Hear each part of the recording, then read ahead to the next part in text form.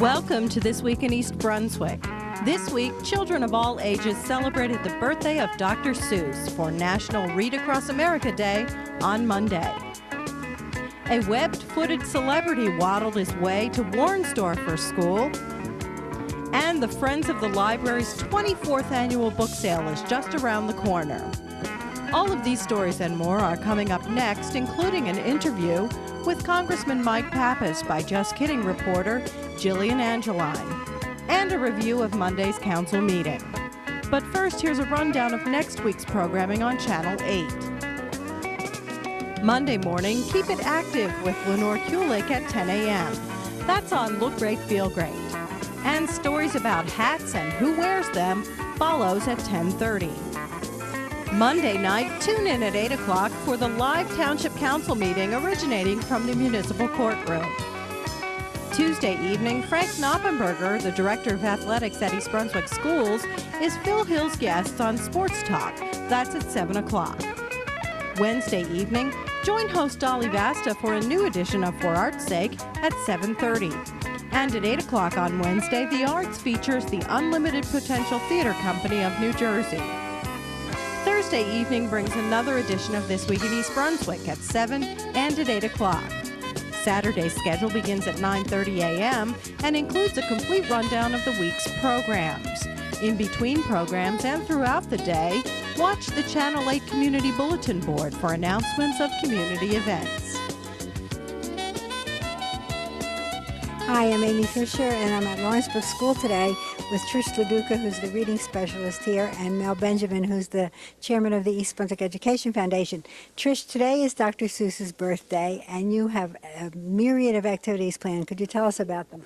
Right. Well, we started out this morning with 2 8th grade classes from Churchill Junior High coming over and presenting a Dr. Seuss book in each classroom, which worked out just great. And then the rest of the day, in the morning and afternoon, our students here from Lawrenceburg each told a story to their peers, and that was really nice as well.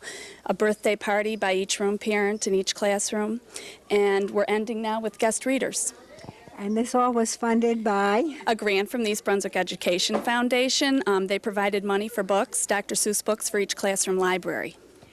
Mel, as the chairman of the East Brunswick Education Foundation, you're not only a funder, but you're here to participate in the reading. Why have you been so involved with these foundation projects? Well, it's been a real opportunity for me, Amy. As you know, I work for Johnson & Johnson, and Johnson & Johnson has always felt an obligation to help out the communities around where they have buildings, offices, factories, and so on. And also, I happen to love kids and always been involved in education. I'm in training at Johnson & Johnson. So it's a real wonderful opportunity to see our hard work, have a practical use, see the money being used for the grants and then actually being able to participate in it. So a wonderful opportunity. Now, the foundation has awarded many grants. Could you just tell us about how many and about how much money was involved?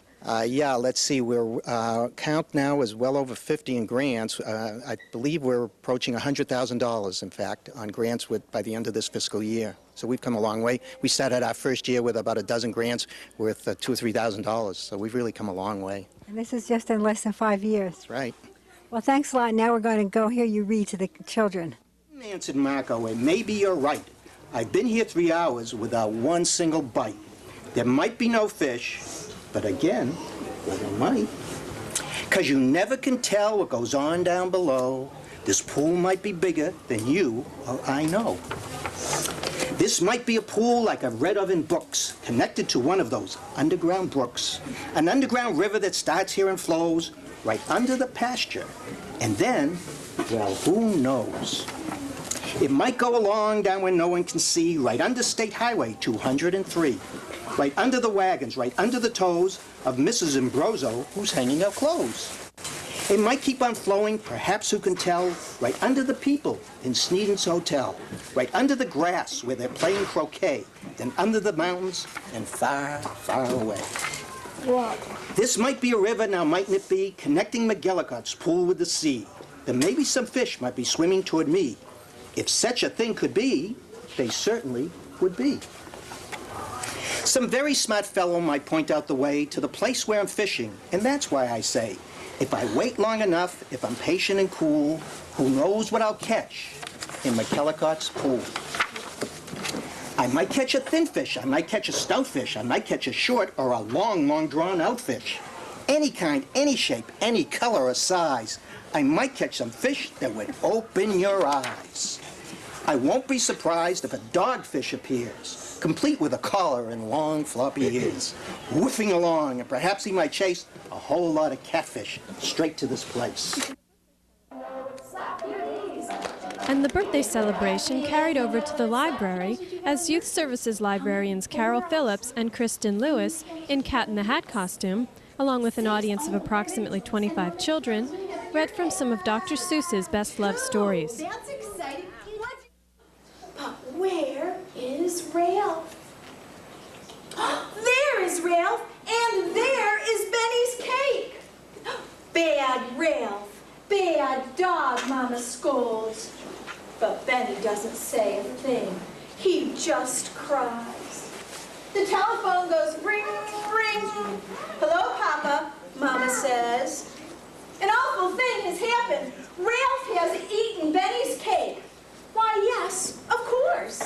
Then she says, goodbye. Oh, don't cry, Benny. It will be all right. You'll see. Mama hugs Benny tight, and Ralph is very sorry, too. But Benny cries and will not stop. Then suddenly, at the door, there's a knock, knock, and Papa calls, we're here, someone open up. Benny stops, wipes his eyes, and opens up the door. Surprise, everyone says. And then, for Benny's birthday, everybody sings. Happy birthday, dear Benny. Happy birthday to you. And it is a very happy birthday. Now, do you all know how to sing happy birthday? Yeah. And I know how to sing in Hebrew.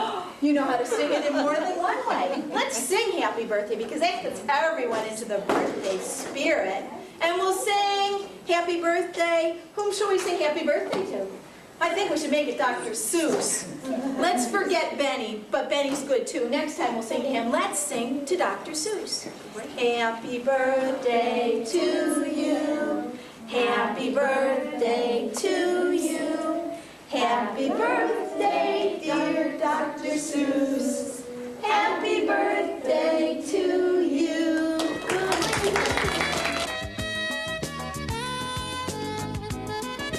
Looking for a great find? You just may discover it at the East Brunswick Friends of the Library's 24th Annual Book Sale. Over 50,000 books in over 30 different categories, some large print in every topic imaginable.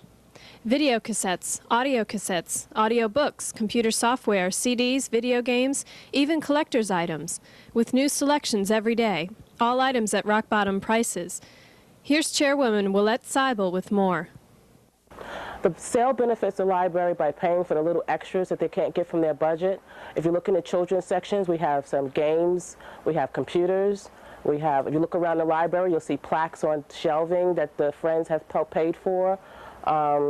Anything that the library can't get from their budget, the Friends, money that the Friends raise through the book sale and other various activities help the library. We work on a sale all year round with volunteers. Books come in and volunteers come in and they sort the books, they shelf the books, they price the books are boxed, and then they're taken to a storage room and held for the sale. It's an all year process. We're always looking for volunteers. You never can have too many hands. Opening night is Monday, March 16th from 7 to 9:30 p.m. at the Brunswick Square Mall on Route 18. The sale continues March 17th through the 21st from 10 a.m. to 9:30 p.m. and Sunday, March 22nd from 11 a.m. to 6 p.m. Visa and MasterCard accepted.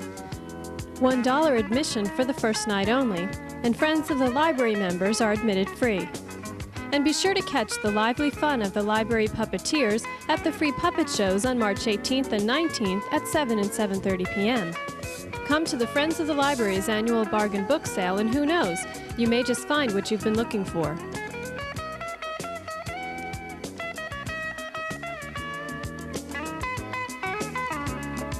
I'm Amy Fisher at Warnsdorfer School in the kindergarten room with Sherry Scott, one of the kindergarten teachers, and Michelle Reesport, the other kindergarten teacher.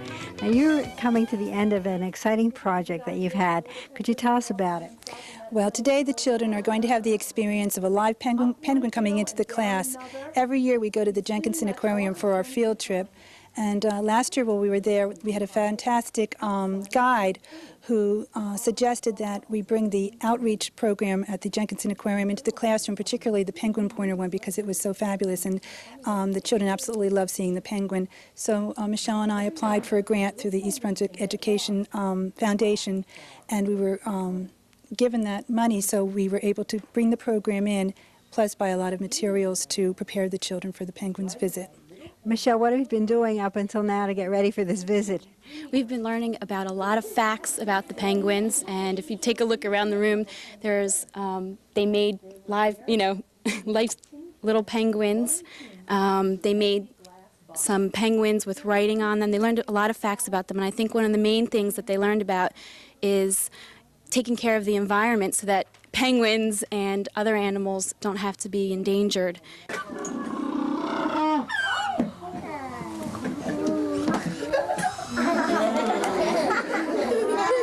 There he is. This is LP.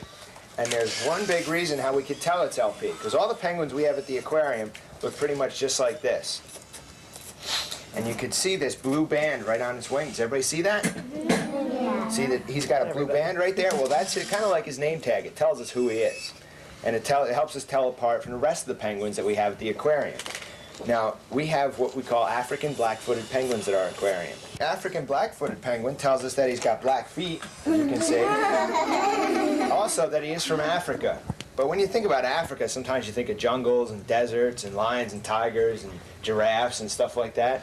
But where these penguins are found is South Africa, right along the coast. There's a beach, and where there are no jungles and there are no lions and tigers and giraffes and things like that. Mostly you just find penguins down there.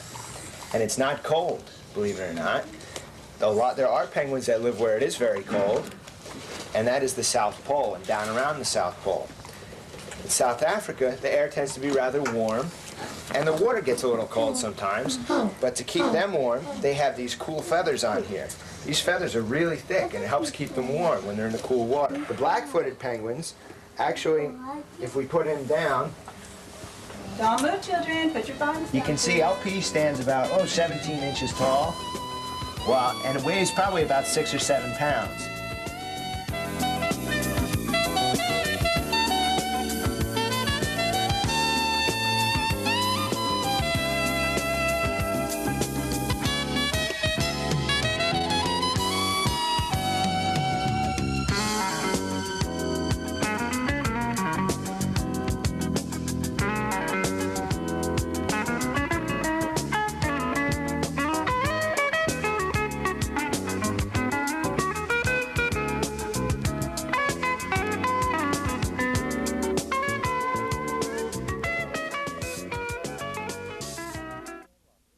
Getting hungry? Then you're in luck. Because when you get hungry, there's no better place to be than East Brunswick. From a bite on the run to an elegant 5-course gourmet experience, East Brunswick's got taste. Whether you need to pick up a quart of milk or milk-fed veal, lunchbox treats, or a 3-tiered wedding cake, soup for one or a Super Bowl party, East Brunswick's got it all. Pick a pack of farm-fresh peppers, cool off with the summer treat, or bite into a little pizza heaven. Satisfy a sweet or a sweet and sour tooth. Dine your way across the USA.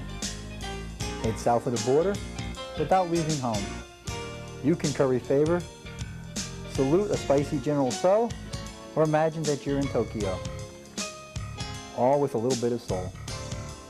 Bring home authentic pierogies, or a full array of international delights. If you're looking for seafood, there's no need to flounder. For tiramisu, omelets and pastrami too. You'll find East Brunswick's your cup of tea. Or maybe you prefer cappuccino with your bon appetit. No matter how you slice it, East Brunswick serves up just what you're looking for. So if you're in the market for takeout, dine in, or dinner at home, from Riders Lane to Route 18, East Brunswick caters to your taste. Great selection, top quality, for the finest in food service. There's no need to go anywhere else. They're your local retailers, restaurateurs, and friends. They have a stake in your neighborhood. How about you? Remember, when you support local businesses, you help keep your taxes down. I'm Mayor Bill Neary. Think globally, but eat locally. In the March edition of Just Kidding, Channel 8's show for kids, reporter Jillian Angeline sat down to talk with United States Congressman Mike Pappas, who represents the 12th District of New Jersey. They discussed a range of topics from what a congressman does, how Mr. Pappas became a congressman, to the singing quartet he's a part of. Here's an excerpt from the interview. While you've been our congressman, what's the most important thing you've done for all of us in East Brunswick? Well, I've been involved in trying to get some funding for the cleaning up of some Superfund sites. Our environment is something that's very important, and we hear a lot about chemicals that are buried or left in a particular building or on a site, and that can contaminate the ground, it can contaminate the water that is underneath the ground that many people drink from, and potentially cause some other hazardous conditions. And there's a site here in East Brunswick that, in fact, I've visited a couple of times in this past year. There's finally some movement and some additional work being done to clean up this one particular site. So that's something very, very specific. More generally, though, I've tried to work on reducing taxes. There's a tax that was a tax relief measure that was included in our tax cut package that we approved last year that helps the people who work from their homes. There are many people who have a home-based business. You probably know people that have parents or family members that work from their home. And there has been an inability for many of them to reduce their income taxes that they pay to the federal government, sent to Washington, D.C., because of certain circumstances that they have. And we've been able to approve that. It doesn't take effect until January 1st of 1999, but it's the law of the land, and I know, and I cannot name them, but I know that there are probably hundreds, if not thousands, of people here in East Brunswick that will benefit from that. Tune in to see the rest of Jillian's interview with Congressman Pappas, Saturday, March 7th and 21st at 10:30 a.m., Tuesday, March 17th and 31st at 7:30 p.m., and Wednesday, March 18th at 4 p.m. March was proclaimed Professional Social Work Centennial Month at Monday night's council meeting. Here, Mayor Neary presents the proclamation to the New Jersey chapter of the National Association of Social Workers. Whereas many things we take for granted today, Social Security, child labor laws, the minimum wage, the 40-hour work week, Medicare, unemployment insurance, humane treatment of persons with mental illness, came about because of social workers who saw injustice and acted and inspired others. And whereas professional social workers continue to provide valuable services in health and mental health, child welfare, aging, and other areas to increase opportunities for all members of society and to speak out on behalf of the poor, the vulnerable, and the voiceless. And now therefore be it proclaimed that I, William Neary, Mayor of the Township of East Brunswick, do hereby proclaim the month of March 1998 as Professional Social Work Centennial Month, and I call upon members of the community to join with the social work profession in support of all activities honoring social workers, America's real heroes, celebrating 100 years of professional social work. Congratulations. And I also want to invite you to come to the library in September. We're going to be having a display about the history and the organization of social work. Also Monday night, the council discussed the timetable for plans to make improvements on Dunham's Corner Road. Yes, we're already moving ahead with the Dunham's Corner project, right. Okay. So this end of the project's from Peach Orchard down to Milltown. This is actually from Redcoat to Milltown Road. Down. But the plans do show to Dunham. Right. It shows That Dunham. was just to keep you Just by informed of what it is. coincidence. Right. Okay. And will Dunham's Corner be done in, do we have any idea? 2 months, right? 2 months? When they're going to at least May 1? put a shovel in the ground? May 1. Next week. I speak with the county every day on that issue. I spoke with them today. What we're waiting for is property parcel maps at this point. They had a meeting with their consultant last week. They're promising that I will get them on Friday. As soon as we review them, we'll get them over to Mike, and we'll get an appraiser working on them. We're pushing for late summer, early fall construction, depending on how quick we can acquire the property. The signal timing and the adjustment of some lights were worked out between us and the county about a week ago. That plan is now down before the state. There were some problems with the firehouse and things of that nature, which we finally worked out. So we're well on our way. And finally, mail-in registration for the Township Summer Day Camp program was the subject of a heated discussion between residents and council members. And I've heard that this camp is self-supporting and that it has been expanded before. And I don't know what else to do. I can't afford the $3,000 for Lakeview. I can't go to Manalapan and afford that camp either, Ivy League. $3,000 is outrageous. $750 is terrific. And I'm just hoping that maybe you could do something. Mr. President. Mr. President. Mrs. Asaro? I wanted to ask the administrator, are there no spaces, no places we can put new spaces? This is the first I had heard that, because I thought we did expand the program. The budget calls for an expanded program this year. So we added significant numbers to our budget from last year. So I was rather surprised to see you here tonight, hearing that in spite of what we have planned to add to our budget, we still don't have spaces. How many did we add? The number of spaces we added, I don't know the exact number, went up 15 or 20%, and we still booked it the first day. As Mrs. Grossman's story tells you, she told you really all you need to know. It's an excellent program. We hear from people that they come back year after year after year, and we've told people we've become victims of our own success. We've run a tremendous program. Cost-wise, it's 1/3 the price of competitors. And it's self-supporting. It is not a money issue. It's a facility availability issue. We don't have enough rooms, according to the manager, who's in contact with the schools where they're held. We don't have enough facilities.